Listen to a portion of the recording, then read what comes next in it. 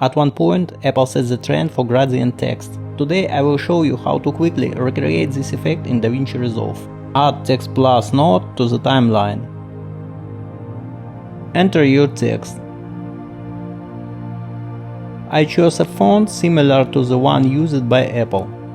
Adjust the size. Go to the Shading tab. Filling type, select the gradient. Gradient bar will appear where you can define the starting and ending colors.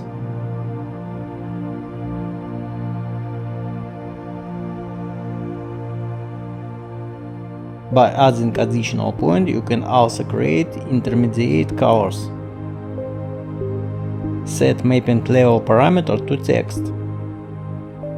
Then, using the mapped angle parameter, change the gradient direction to horizontal.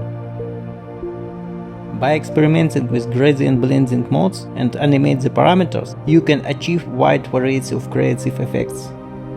To learn even more about capabilities of DaVinci Resolve, don't forget to subscribe to the channel.